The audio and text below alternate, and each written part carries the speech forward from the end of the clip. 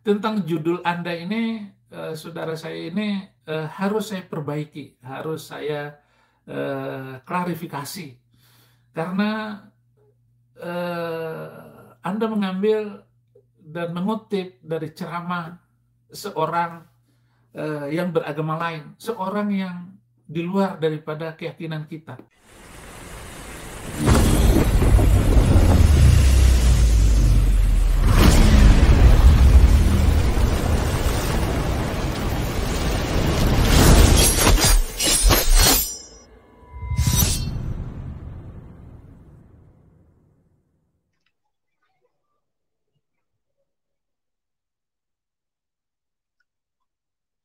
Assalamualaikum warahmatullahi wabarakatuh. Berjumpa lagi dengan saya Dr. Akal ya di channel kesayangan kita, Hidayah Mualaf Channel. Channel yang mengedukasi dan menghibur. Channel di mana Oten yang datang untuk belajar akan pulang membawa ilmu, sedangkan Oten yang datang kejang-kejang akan makan tak sedap, tidur pun tak bisa sleeping. Ya, di kesempatan kali ini kita akan membahas tentang lucunya pendeta besar Protestan Saifuddin Ibrahim ya. Kok jadi panjang kali namanya ya? Pendeta besar dari Protestan, yaitu Saifuddin Ibrahim, ya, yang kembali membuat kita terpingkal-pingkal dengan perkataannya dan lawakannya. Ya, kali ini Saifuddin membuat video reaksi, ya, dan juga video untuk mengajari sahabatnya atau kawannya, ya, yaitu Pastor Joshua Tewu. Yang lebih lucu adalah ini siapa yang ngajari siapa dan siapa yang jadi guru ini.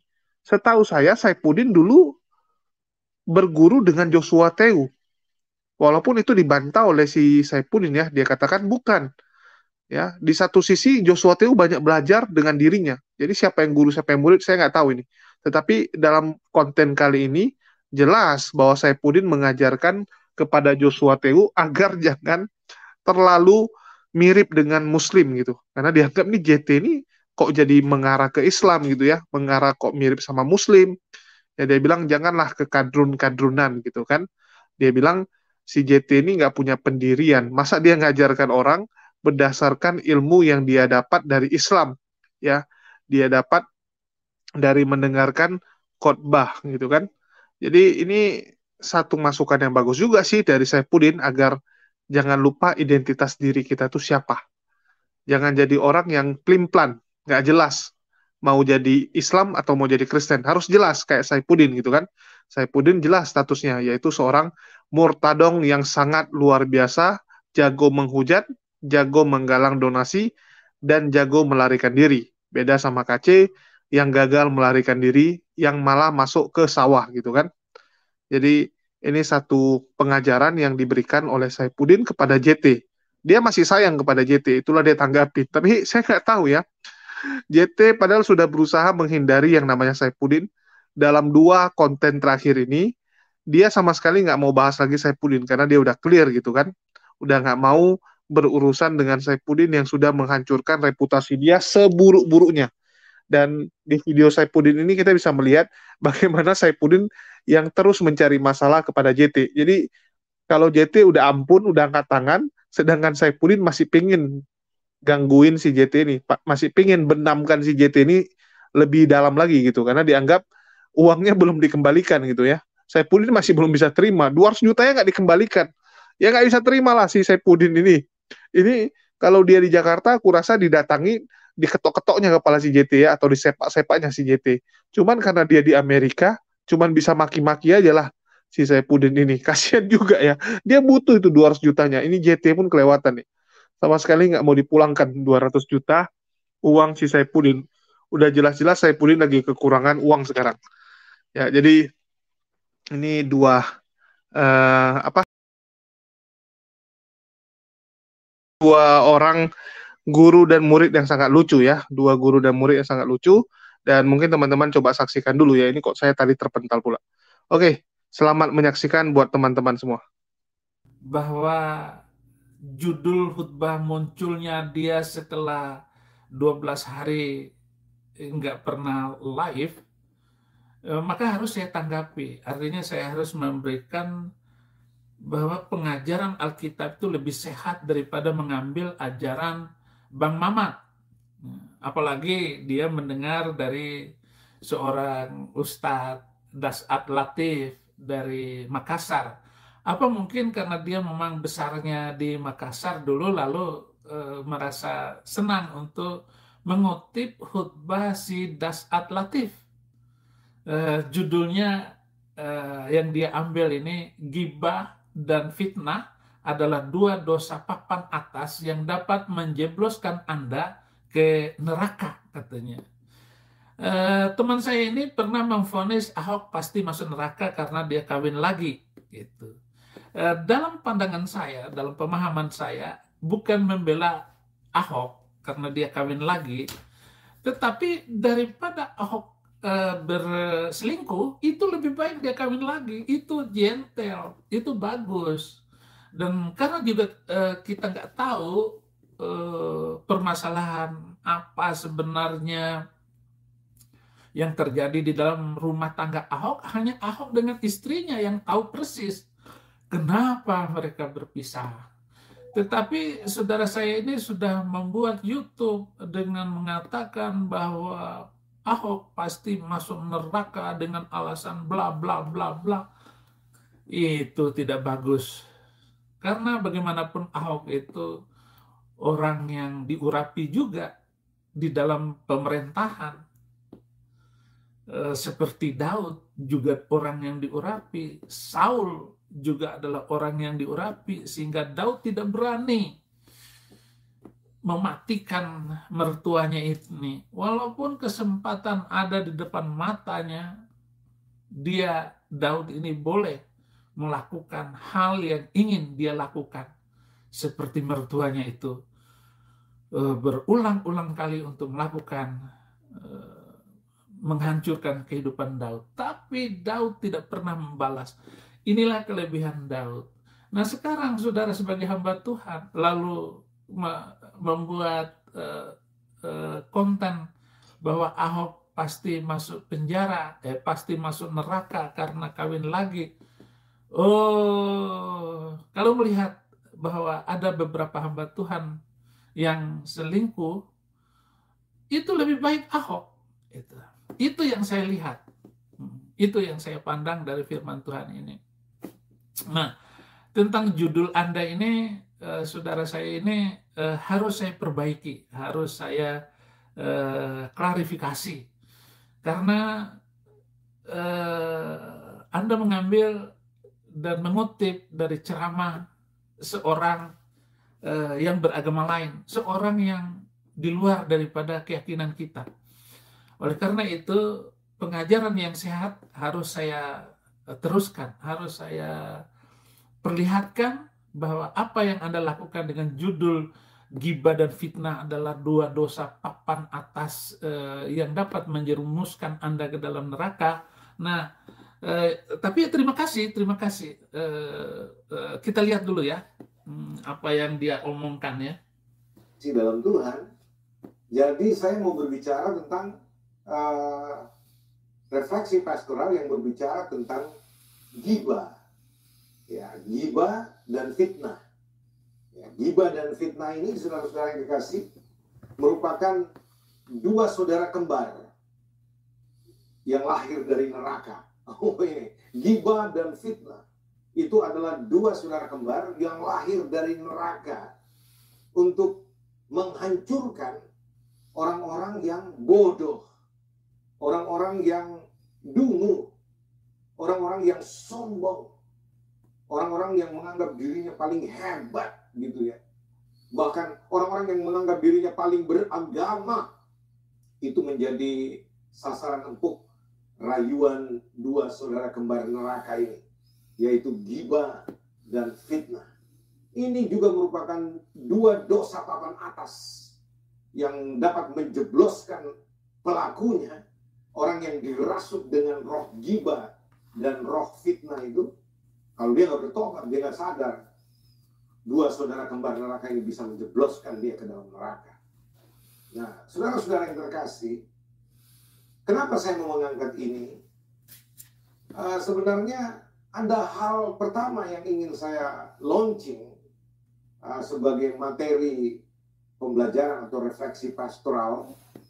Tapi waktu saya kemarin Sabtu malam kemarin, dari sore sampai malam, saya hadir dalam acara buka puasa bersama dan santunan kepada anak yatim piatu di daerah apartemen saya, Kalibata City. Karena saya juga adalah tokoh masyarakat di sini yang sangat dihormati di Kalibata City ini, dan saya juga adalah orang yang masuk di dalam kepengurusan P3SRS yang dibentuk oleh Badan Pengelola. Ya, dan saudara-saudara yang terkasih, saya wajib hadir. Dan saya diundang, bukan diundang, memang kita pengurus ya, harus wajib hadir. Dan banyak pejabat-pejabat termasuk yang saya mau cerita di sini, yang diundang ceramah atau khutbah pada acara buka puasa bersama dan santunan yatim piatu kepada yatim piatu, yang termasuk cukup banyak ya santunan diberikan, itu 600 bingkisan untuk anak yatim piatu dan 2000 Ya, biarkan saja. Beliau katanya hadir dalam acara yang pengkhutbahnya itu adalah Dasat Latif dengan mengundang dia karena beliau JT ini adalah tokoh di Kalibata City itu. Dia wajib hadir katanya. Dan yang nggak enak, dia mengambil judul dari khutbah orang itu. Sebenarnya kalau dia mengambil khutbah itu ya sah-sah saja, boleh-boleh saja. Tetapi apa yang diajarkan oleh Ustadz itu, karena nabinya adalah nabinya palsu, tidak dikenal di dalam Alkitab, dan tidak pernah dinubuatkan oleh nabi-nabi dalam Alkitab, dan satu-satunya nabi dari Arab, maka semua ajarannya tidak boleh kita ambil. Nah, kenapa Saifuddin Ibrahim selalu menyinggung ajaran Islam? Saya tahu, saya kenal ajaran itu bukan untuk dijadikan refleksi pastoral, bukan dijadikan ajaran untuk diajarkan kepada jemaat kita. Itu kesalahan besar. Nah, nggak boleh diambil itu. Walaupun memang berbicara masalah membicarakan orang lain dan memfitnah juga sama di dalam Alkitab. Tetapi bagaimana penempatannya, bagaimana pemahamannya, bagaimana mengajarkannya, itu berbeda jauh dan langit dan bumi. Nah, seluruh pengajaran baik di dalam Al-Quran maupun di dalam Al-Hadis yang dipakai oleh saudara-saudara Muslim itu, karena nabinya palsu menurut Alkitab, maka ajarannya juga palsu. Nah, inilah yang perlu saya jelaskan kepada Anda dan kita semua supaya jangan terjebak ataupun gampang sekali kita mengikutinya. Apa yang diucapkan oleh Dasat Latif. Saya sama sekali tidak takut, saya tidak ragu. Kalau saja si Dasat Latif berani untuk menyinggung saya dalam khutbah-khutbahnya, dia akan babak belur. Iya. Itu yang mau saya katakan, saya mau omongin. Jangankan Dasat Latif, ya, ketua majelis ulama saja saya libas habis. Katanya dia majelis ulama itu Saifuddin Ibrahim katanya harus dibawa ke rumah sakit jiwa. Kesempatan dia ngomong apa saja sekarang ini, orang Muslim Indonesia ngomong apa saja itu akan saya libas habis. Saya pukul pakai ayatnya sendiri. Jadi senjata makan tuan. Ya, tuan makan senjata ya sama, mati juga gitu. Jangan sampai senjata makan tuan. Ini yang harus saya tegaskan. Oleh karena itu, saudara-saudara, apa yang dijelaskan oleh saudara JT dengan judul tadi itu adalah ajaran songong. Apalagi gayanya itu sepertinya fitnah itu diarahkan kepada saya, kepada Saifuddin Ibrahim. Ampun. Masih aja berani mau ngomong dengan saya.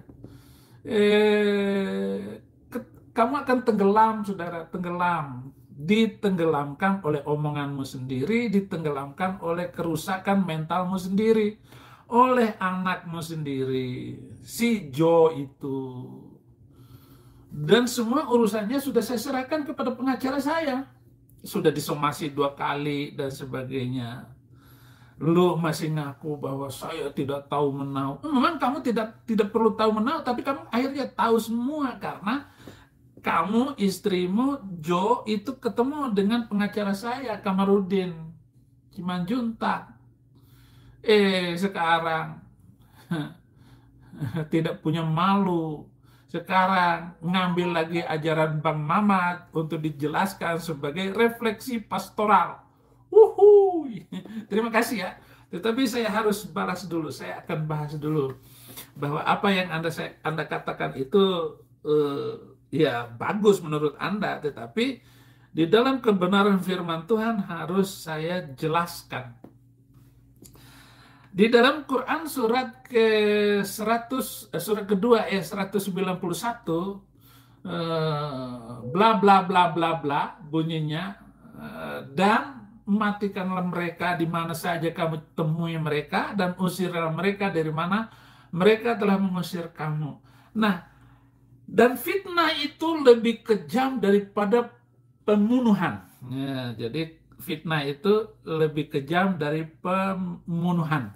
Saya agak pinangkan suaranya karena kalau saya menggunakan kata-kata yang asli nanti tidak menyenangkan, tidak menghasilkan apa-apa. Jadi khutbah saya kosong nanti. Nah, ini untuk logaritma menurut kamu itu Jet. Ya, saya panggil saja kamu Jet, pendeta Jet. Nah, saudara-saudara, kata-kata fitnah itu lebih kejam daripada pembunuhan. Ini sudah menjadi idiom besar di Indonesia gara-gara ajaran Bang Mamat. Bahwa fitnah itu bahaya sekali, bla bla bla, bisa mematikan orang, bisa membunuh orang, bisa menghancurkan orang. Oke, benar. Tapi kalau kalimat ini dijadikan sebagai falsafah bangsa, karena kata-kata ini sudah meluas, orang besar, orang kecil ngomong di TV, si JT sendiri ngomong tentang fitnah itu. Ini sudah menjadi, padahal itu kekacauan pola pikir dan dasar pemikiran bahwa fitnah itu lebih kejam. Kalau begitu, kalau mau mematikan orang ya fitnahin aja. Gitu. Ya memang benar bisa membunuh karakter. Tetapi tidak mungkin sebuah kitab suci untuk mengatakan semacam ini. Kalau kita mau mematikan orang, kita fitnahin aja. Inilah Muslim. Dia telah melakukan banyak hal. Jadi baru dengar berita dari ini, dia bisa mematikan satu kampung itu sebagai fitnah. Dan inilah yang dilakukan oleh Bang Mamat untuk menghancurkan 5 suku Yahudi dan 1 suku Najran, Nasrani, yang dihabisi oleh Muhammad waktu itu. 5.000 orang mati. Gara-gara balas pantun, begini ini. Lu khutbah apa, gua balasin apa. Itu. Tetapi Bang Mamat karena kekuatannya besar, kemampuannya besar, maka dia libas 5 suku Bani Israel di Madinah itu habis dalam satu waktu.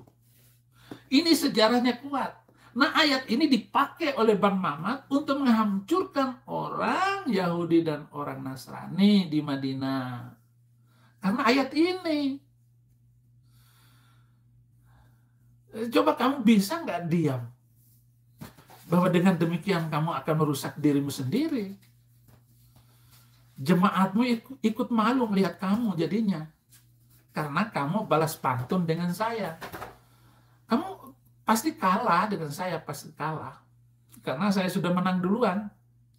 Kamu tidak tahu apa yang saya simpan. Kamu hanyalah pendeta di mimbar dan di meja. Saya pendeta keliling Indonesia dan tahu. Di Amerika atau di mana saya pergi, di Amerika, di Malaysia, mereka tanya tentang kamu.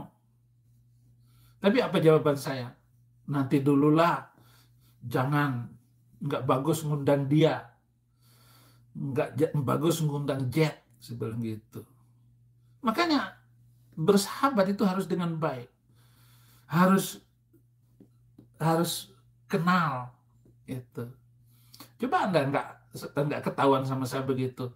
Oh, saya akan rekomendasikan nama kamu ke Amerika, kamu akan terbang, akan melayani di sini. Memang khutbah kamu bagus. Lebih bagus khutbah kamu daripada saya. Di dalam persilatan lidah, lebih bagus kamu. Bagus sekali kamu itu. Tetapi apa?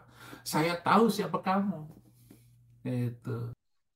Ya, teman-teman sudah saksikan ya, bagaimana lucunya kedua murid dan guru yang tak jelas siapa yang murid, siapa yang guru ini. Yang pasti di sini Saifuddin mengajarkan ya kepada JT agar kalau bisa itu jangan ngambil data dari Islam untuk mengajarkan pastoralnya, dalam misi pastoralnya. Jangan gitu. Harus ada ciri khas sendiri. Harus menggunakan berdasarkan ayat Bible. Kalau mau belajar, belajar sama Saifuddin. Ya, terus dikatakan bahwa JT ini cuman pendeta atau pastor yang bisanya di mimbar dan di meja. Beda dengan Saifuddin yang sudah keliling dunia, pelayanan kemana-mana. Nah, inilah kelemahannya Oten ini ya. Bukan kelemahan sih, sifat jeleknya Oten. Kalau saya bilang sifat jeleknya Oten. Teman-teman bisa lihat kalau Oten itu suka sekali meninggikan dirinya, merendahkan orang lain. Karena dirinya nggak bisa naik lebih tinggi, maka solusinya adalah dia merendahkan orang lain. Biar kelihatan dia tinggi kan. Supaya dia kelihatan tinggi, orang lain harus dia rendahkan, harus dia jatuhkan. Nah, ini yang sering terjadi pada Oten-Oten. Menganggap dirinya lebih jago daripada orang lain. Ya. Dan Edis juga sangat sering melakukannya. Dan ini Saifuddin juga lakukan dengan luar biasa. Ya, dia katakan JT itu pendeta yang kalibernya belum ada apa-apanya. Padahal si JT udah duluan jadi pendeta kalau dibandingkan Saifuddin. Saifuddin ini kan sejak keluar dari penjara baru terkenal ya. Sedangkan JT kan pelayanannya udah lumayan gitu. Udah lama dia jadi pendeta. Dan dia hebat juga bisa buat denom sendiri. Saifuddin masih gagal. Gereja Murtadin belum punya denom sendiri. Belum berdiri sendiri, masih numpang-numpang. Ya. Tapi masalah siapa yang lebih jago, urusan mereka lah. Yang pasti JT tidak berani menanggapi Saifuddin lagi, karena tersandra masalah janda itu ya. Takut juga dia dibongkar. Sehingga ya dalam pertempuran ini bisa kita simpulkan Saifuddin lah yang menang. Dan Saifuddin terus menasihati JT dengan tujuan agar JT menanggapinya dan JT mau mengembalikan 200 juta ini. Dan saya bingung ini janjinya Saifuddin ya. Janjinya Saifuddin adalah dia akan membongkar simpanannya si JT, yaitu si Sop Katul ini ya. Kalau si JT nggak kembalikan 200 juta itu. Dan JT kan belum kembalikan, Pak Saifuddin. Kok nggak dibongkar ini? Siapa?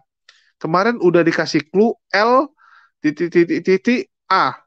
Cobalah ditambahin satu angkanya, Pak, biar jelas. Banyak kali soalnya yang namanya 5 huruf, depannya L, belakangnya A. Banyak sekali nama perempuan bisa pakai nama seperti itu.